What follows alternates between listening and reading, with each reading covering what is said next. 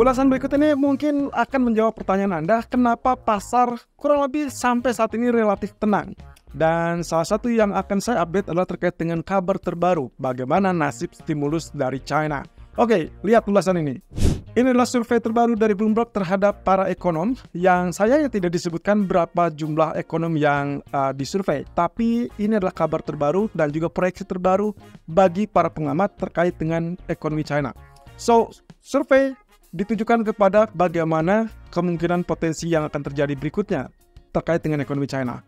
Dan ini ternyata mengejutkan bahwa para ekonom memperkirakan triple R atau Reserve Requirement Ratio dan juga termasuk LPR, Loan Prime Rates untuk China, kemungkinan masih bisa dilakukan pemangkasan.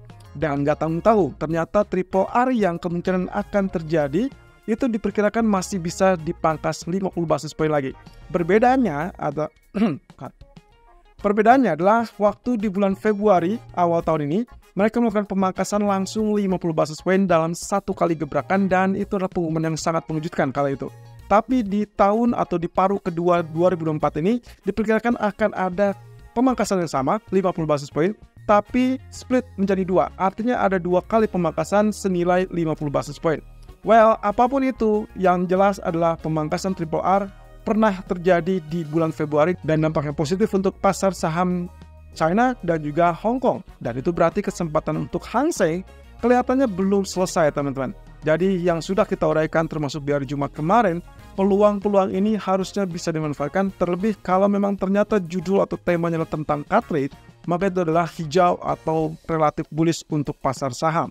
Dan tebak, ternyata kalau kita bandingkan antara Wall Street ataupun Hong Kong alias Hang Seng, ternyata Hang Seng ini valuasinya masih cukup murah dan cukup rendah.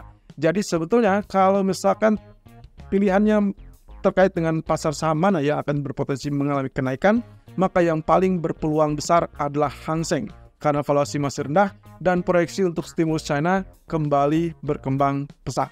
Jadi kalau misalkan ini terwujud, maka kemungkinan itu akan segera terjadi. Mungkin kita harus tunggu sampai keyakinan itu akan muncul penembusan di level 17.250 seperti yang pernah kita gambarkan dalam trading plan. Tapi juga jangan lupakan, kita masih tetap harus wait and see. LPR, Loan Prime Rates, pernah dipangkas secara mengejutkan juga, dan itu adalah LPR 5 tahun. Untuk kali ini, ekonom memperkirakan akan terjadi pemangkasan baik itu LPR 1 tahun ataupun 5 tahun.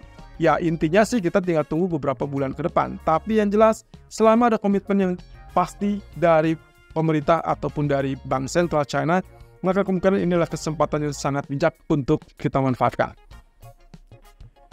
Nah, kemudian Morgan Stanley ternyata memberikan prediksi terbarunya, yaitu terkait dengan pemangkasan suku bunga Federal Reserve. Kalau kemarin kita sudah sempat lihat Goldman Sachs memperkirakan atau mengupdate proyeksi terbarunya, mereka lalu menurunkan yang semula proyeksinya adalah 4 kali pemangkasan, turun menjadi 3 kali pemangkasan, dan semua start di bulan Juni. Kali ini Morgan Stanley ternyata mereka tetap memandang ada peluang untuk melakukan pemangkasan di tahun 2024 ini sebanyak 4 kali. Nah, kenapa ini penting? Karena lagi-lagi, kalau kita bicara tentang tema pemangkasan suku bunga tahun ini yang hampir dipastikan akan terjadi, maka sebetulnya proyeksi-proyeksi dari para bank besar ini kecenderungannya adalah menjadi pedoman. Jadi kalau kita perhatikan, ada beberapa alasan menurut Morgan Stanley yang sangat wajar mereka menilai bahwa Fed layak untuk melakukan pemangkasan 4 kali di tahun 2024. Yang pertama, kalau misalnya kita bicara tentang kemungkinan yang terjadi sepanjang tahun ini, yaitu ekonomi dinilai sebetulnya masih cenderung fine, cenderung baik-baik saja, dan bahkan tingkat pertumbuhan diperkirakan tidak akan berubah, yaitu 1,8% untuk proyeksinya. Tapi yang jelas ini tentunya kalau kita bicara tentang GDP dari Amerika yang semula berada di kisaran 4%, lalu kemudian perlahan turun ke 3%-an, ya sangat wajar kalau misalkan diproyeksikan untuk tahun ini totally akan berkembang di 1,8%. Lalu kemudian masalah yang berikutnya adalah terkait dengan perlambatan atau laju perlambatan ekonomi. Kalaupun GDP-nya turun berarti melambat ekonomi, berarti melambatnya permintaan, dan itu adalah kaitannya dengan inflasi yang kemungkinan akan relatif lebih turun. Maka disitulah kecenderungan bagi mereka melihat ada potensi mungkin 4 kali adalah hal yang wajar. Ya, lalu kemudian yang tak kalah penting adalah Morgan Stanley memperingatkan terkait dengan pasar saham. Bagi mereka, yang paling berisiko, yang akan kecenderungannya bergerak relatif berisiko adalah terkait dengan pasar saham yang berkapitalisasi rendah. Jadi kalau misalkan kita bicara tentang kapitalisasi dari beberapa sektor pasar saham, maka kemungkinan jangan pilih dengan saham-saham berkapitalisasi kecil. Karena ini akan sangat berisiko, terutama kaitannya dengan kebijakan bank sentral. Justru mereka lebih menilai yang paling opportunity paling besar adalah di kapitalisasi yang cukup besar. Well, Anda bisa pilih Apple, Microsoft, Google, atau bahkan sektor lain yang cukup menarik. Dan menurut kami pertimbangannya adalah sektor teknologi untuk tahun ini, terutama kalau kaitannya dengan pemangkasan suku bunga. So, di Algorodana kita semua bisa untuk melakukan transaksi single stock dan Anda tinggal pilih salah satunya. Nah, kemudian juga terkait dengan apa yang terjadi dengan pasar saham S&P atau indeks saham utama Amerika S&P 500. Menurut UBS, sayangnya kabar buruknya adalah kelihatannya tidak akan bikin new high lagi di akhir tahun. Tapi kecenderungan untuk tutup di akhir tahun masih cukup lama, jadi kita mungkin masih butuh waktu sekitar 8 atau 9 bulan ke depan, dan diproyeksikan kemungkinan penutupan di akhir tahun 2024 ya kurang lebih di level yang sekarang terjadi. Ya kurang lebih saat ini berada di level 5.200-an atau mendekati 5.300. So menurut UBS kelihatannya akhir tahun tidak akan terlalu bombastis. Karena kenapa? Ada beberapa faktor berita yang memang kecenderungannya adalah positif untuk pasar saham ataupun indeks saham utama, tapi sayangnya kesemuanya itu sudah diantisipasi dengan sangat baik oleh pasar. Artinya dorongan-dorongan tersebut sudah muncul, bahkan waktu FOMC beralih pikirannya, beralih sikapnya dari hawkish menjadi less hawkish di minggu yang lalu. Jadi menurut UBS, hati-hati kalau memang ternyata sudah terjadi kenaikan, ya mendekati akhir tahun kelihatannya akan ada sedikit koreksi ataupun profit taking. Nah, cuman masalahnya dalam jeda waktu 6 ataupun 7 bulannya, artinya di tengah-tengahnya mungkin saja kita akan bikin new all time high, baru kemudian dia terkoreksi dan akhirnya tutup agak sedikit turun di akhir tahun.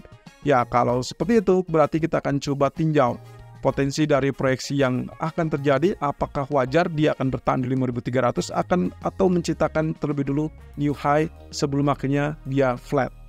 Dari Fed Speaker tadi malam, kurang lebih Raphael Bostic kembali dengan memberikan proyeksinya yaitu terkait dengan pandangan dia. Ya, di akhir pekan kemarin dia sempat memberikan pandangan bahwa kemungkinan pemangkasan suku bunga bulan Juni belum bisa dipastikan. Artinya tidak menjadi hal yang ya bisa dibilang menjanjikan, tapi ya itu adalah pandangan-pandangan para pelaku pasar termasuk juga beberapa ekonom. Tapi Bostic mengingatkan bahwa kemungkinan kalau melihat dari gejalanya dan juga terkait dengan data-data positif ekonomi Amerika, sampai detik ini dia berpikir kemungkinan pemangkasan tidak perlu dilakukan, bahkan kalaupun terjadi, mungkin kalau tidak satu ya hanya maksimum 2 kali. Dan itu adalah di tahun 2024. Berbeda dengan koleganya, Austin Bowlesby mengatakan bahwa mereka cenderung melihat dari sisi lain, yaitu Fed seperti apa yang terjadi ataupun ditunjukkan dalam dot plot di pertemuan kemarin, bahwasanya pemangkasan masih sangat terbuka untuk 3 kali pemangkasan. Nah, tapi begitu ditanyakan apakah Juni terbuka untuk melakukan pemangkasan awal, ya Bowlesby ternyata tidak bersifat menolak ataupun tidak mengiyakan. Tapi yang jelas dia mengatakan bahwa ya pemangkasan di bulan apapun sangat memungkinkan asalkan data ekonomi. So, triggernya adalah data ekonomi. Jadi saya akan sangat normal dan tidak akan kaget kalau misalkan melihat beberapa pasar berkelakuan ataupun ya katakanlah range-nya cukup sempit untuk saat ini. Dan inilah yang sempat kita bahas di live streaming hari Senin kemarin. Artinya potensi-potensi yang terjadi kemungkinan mereka akan sedikit meredup ataupun menahan diri sampai nantinya akan didapatkan data-data ekonomi penting, dan itu kaitannya di hari Kamis dan Jumat. Ada data GDP dari Amerika dan juga data PCE dari Amerika. Tentunya keduanya juga akan menjadi trigger bagi sikap kebijakan moneter dari Federal Reserve. Oke, segalanya sudah berlalu dan Bank Sentral kelihatannya sudah selesai dengan 3 figur dari Federal Reserve dan 1 figur dari Bank of England yang ternyata juga tidak terlalu mencolok ya. Dari Catherine Mann tidak ada pernyataan yang terlalu spesifik.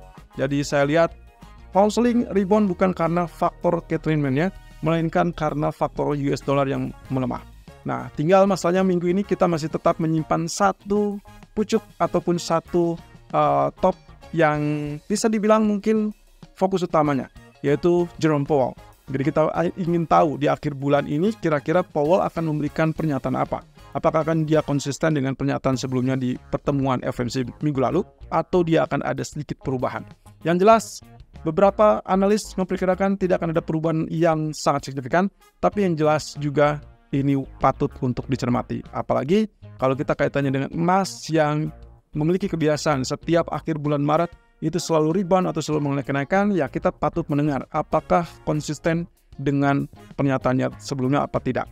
Dan kaitannya dengan data ekonomi, maka pernyataan Powell ini akan muncul beberapa jam setelah rilis data PCE di hari Jumat. Nah, ini yang cukup menarik. Jadi jangan sia-siakan dan juga jangan lengah. Jadi hati-hati. Untuk kali ini saya memperkirakan kemungkinan kecenderungannya kita masih tetap flat ataupun datar, dan reaksi ataupun range marketnya akan cenderung terbatas. Nah, untuk data ekonomi, nanti malam kita akan fokus dengan data durable goods orders. Dan inilah kalender ekonominya. Kalau misalkan kita lihat di sini, core durable diharapkan mengalami kenaikan dari minus 0,3% menjadi plus 0,4%. Sementara untuk basis bulanan untuk durable goods atau yang data intinya cenderung mengalami kenaikan dari minus 6,1% menjadi 1,2%. Ini angka yang cukup mencolok. Tentunya kalau misalkan data-data ini relatif lebih besar daripada ekspektasi, lebih kuat daripada ekspektasi, kita akan melihat emas akan tertekan, dolar akan mengalami penguatan, mungkin kita bilang saham akan sedikit terkoreksi. Tapi ya, saham memiliki dua sudut pandang, yaitu sudut pandang ekonomi yang positif, berarti akan positif terhadap saham, tapi yang kedua adalah sisi negatifnya, mereka tidak akan bisa mengharapkan Fed segera bertindak di bulan Juni. Karena ini berarti kalau datanya positif, ya mereka tidak punya alasan untuk segera atau terburu-buru melakukan pemangkasan. So, akan berada di sisi mana saham? Ya, koreksi masih tetap akan ada, tapi saya perkirakan mungkin akan relatif terbatas, mengingat kalau dilihat dari beberapa kali yang terjadi, koreksi tersebut masih tetap dalam jalur yang cukup normal. So, hati-hati di malam hari. Termasuk untuk emas, saya rasa kita baru akan dapat jawabannya nanti di hari Kamis ataupun di hari Jumat, bukan malam ini. So, perkiraan saya, kalau tidak ada data yang terlalu spesifik, darurat, ataupun terlalu ekstrim, maka saya pikir reaksi market akan relatif terbatas. Apalagi sampai sejauh ini tidak ada data penting yang terlalu signifikan bagi market.